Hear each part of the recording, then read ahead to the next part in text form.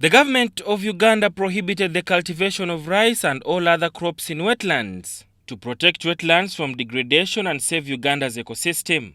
As a result, government is collaborating with NGOs to train rice farmers on climate-smart agriculture in Bukedi sub-region to not only conserve wetlands but also increase farm yields. The project Reduce, Reuse, Recycle Rice Initiative for Climate-Smart Agriculture project is an initiative of Kilimo Trust. This project, funded by the IKEA Foundation, called R4I CSA, basically is about Reduce, Reuse, Recycle Rice Initiative for Climate-Smart Agriculture. We are focused on reducing excessive or needless use of excessive water. We reduce on excessive use of water. We reduce on use of inorganic agrochemicals, particularly the nitrogen-based fertilizers in our fields, which are responsible for greenhouse gas emissions. So today we are focusing on educating farmers, for instance, on why it is necessary, together with the research data, because we are working with our scientists from Naro and also scientists from even across the region, to basically show through empirical data that actually rice doesn't need to have continuous flooding. Rice contributes highly to greenhouse gases with methane, nitrous oxide and carbon dioxide as byproducts of rice farming and the rice value chain.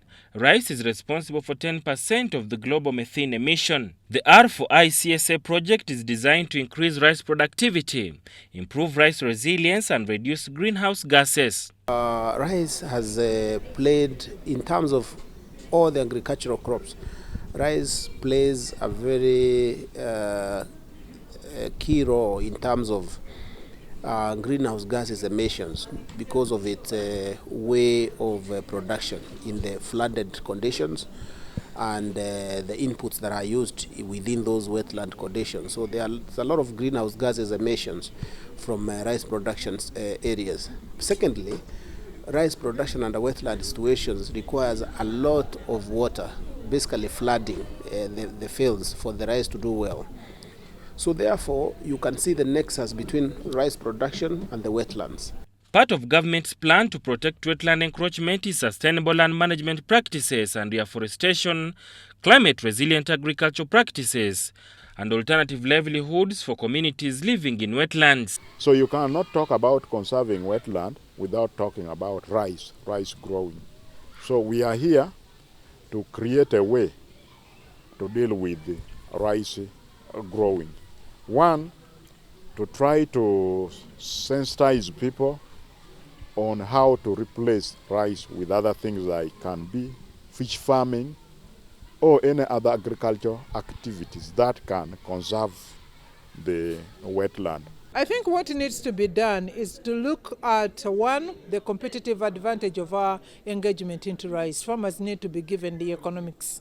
And if they really look at the economics, you never know, many of them might abandon it.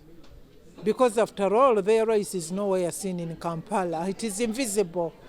So that's one other thing. But the other thing, if we really do the calculations and it is competitive, then we have to engage our production systems and see that if production must be done in the wetlands, it must be technically guided and supervised. Let the farmers, let the rice production be done in the schemes that are designated. And then we leave the other fragile ecosystems to do the common good, the public good, to nature. Sara Mubale, UBC News, in Bukedi sub-region.